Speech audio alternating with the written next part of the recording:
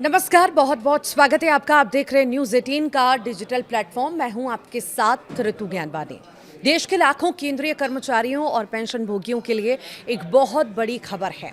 पिछले काफ़ी समय से सोशल मीडिया और कर्मचारी यूनियनों के बीच एक ही चर्चा सबसे तेज थी।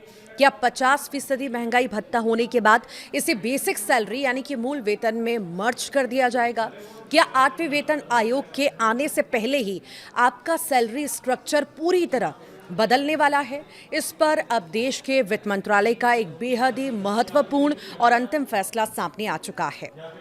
सरकार ने साफ शब्दों में स्पष्ट कर दिया है क्या वो महंगाई भत्ते को बेसिक पे में मिलाने जा रही है या नहीं।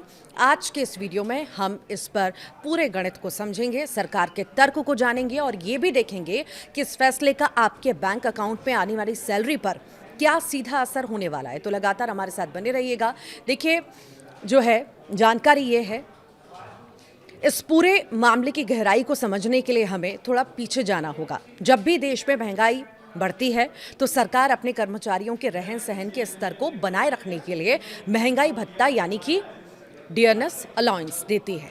साल 2024 और उसके बाद के समय में ये डीए बढ़ते बढ़ते 50% के आंकड़े को छू गया। अब नियम और पुराने वेतन आयोगों के इतिहास को देखें तो जब भी महंगाई भत्ता 50% तक पहुंचता था तो उसे मूल वेतन यानी बेसिक पे में जोड़ दिया जाता था। इसे ही तकनीकी भाषा में डीए मर्जर या डीए का विलय कहा जाता है। कर्मचारी संगठनों और यूनियनों का तर्क था कि चूंकि महंगाई रिकॉर्ड स्तर पर है, इसीलिए 50% होते ही इसे तुरंत जो है बेसिक सैलरी का हिस्सा बना देना चाहिए।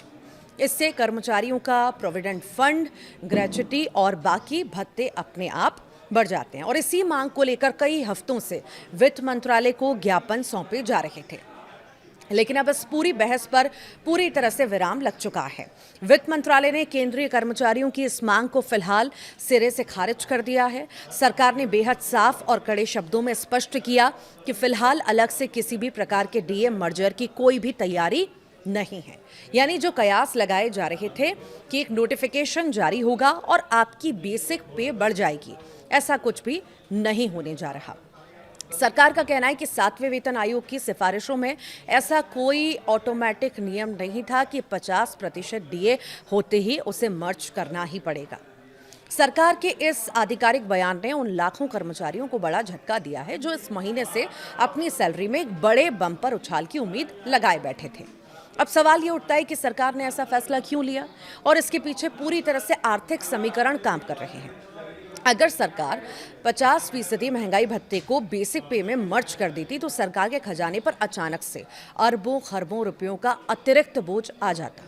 जब बेसिक पे बढ़ती है तो केवल टेक होम सैलरी नहीं बढ़ती बल्कि कर्मचारियों का पीएफ कंट्रीब्यूशन बढ़ जाता है, जिसमें सरकार को भी अपना हिस्सा बढ़ाना पड़ता है।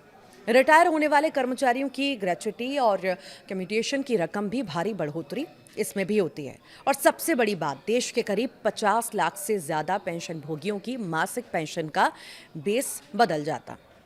मौजूदा वैश्विक आर्थिक परिस्थितियों और देश के बजटीय घाटों को संतुलित रखने के लिए वित्त मंत्रालय ने इस अतिरिक्त वित्तीय बोझ को उठाने से साफ इनकार कर दिया है। सरकार का मानना है कि महंगाई भत्ता समय समय पर बढ़ाया ही जा रहा है और इसीलिए अलग से मर्जर की कोई भी तार्किक जरूरत नहीं है। इस खबर का एक और महत्वपूर्ण पहलू है जो सीधे जुड़ा है 8वें वेतन आयोग से। आमतौर पर हर 10 साल में एक नया वेतन आयोग आता है। 7वां वेतन आयोग 2016 में लागू हुआ था और नियमों के मुताबिक 8वें वेतन आयोग को लेकर चर्चाएं अब बेहद तेज हैं। कर्मचारी संगठनों का मानना था कि अगर डीए का मर्जर अब हो जाता तो 8वें वेतन आयोग के गठन के समय कर्मचारियों की फिटमेंट फैक्टर की गणना एक ऊंचे बेस से होती। लेकिन अब जब सरकार ने कह दिया कि कोई अलग से मर्जर नहीं होगा तो इसका सीधा मतलब है कि अब सैलरी स्ट्रक्चर में जो भी बड़ा बदलाव होगा वो सीधे 8वें वेतन आयोग के जरिए ही होगा। सरकार अब बीच में कोई शॉर्टकट या तदर्थ फैसला जो है लेने के मूड में बिल्कुल भी नजर नहीं आ रही। यानी कर्मचारियों को अब अपनी बेसिक सैलरी को रिवाइज करवाने के लिए नए वेतन आयोग की सिफारिशों का ही इंतजार करना होगा। तो इस फैसले के बाद अब एक आम केंद्रीय कर्मचारी की जेब पर क्या असर पड़ेगा। तो देखिए, इसे आसान भाषा में समझ लीजिए। आपकी सैलरी जैसे ही आ रही थी वैसे ही आती रहेगी। आपका महंगाई भत्ता 50% या उससे ऊपर जो भी तय हुआ है वो आपकी मौजूदा बेसिक पे पर ही कैलकुलेट होकर आएगा। हाँ, एक राहत की बात ज़रूर है कि 7वें वेतन आयोग के नियमानुसार जब डीए 50% पहुंचता है तो कुछ अन्य भत्ते जैसे कि हाउस रेंट अलाउंस हो गया और चिल्ड्रन एजुकेशन अलाउंस हो गया, ट्रैवल अलाउंस हो गया, इसमें जो है बढ़ोतरी अपने आप लागू हो जाती है। वो लाभ कर्मचारियों को मिलते रहेंगे, लेकिन जो एक बड़ी छलांग बेसिक पे में मिलने वाली थी वो फिलहाल होल्ड पर चली गई है। आपकी टेक होम सैलरी में कोई कटौती नहीं होगी, लेकिन जो एक्स्ट्रा हेल्थ क्रिएशन या पीएफ में बड़ा इजाफा होने की उम्मीद थी उसके लिए अभी इंतजार लंबा हो गया है। संक्षिप्त में कहें तो वित्त मंत्रालय ने साफ कर दिया कि वो देश की वित्तीय स्थिति को ध्यान में रखकर कदम उठा रहा है और किसी भी लोक लुभावन दबाव में आकर डीए मर्जर का फैसला नहीं लिया जाएगा।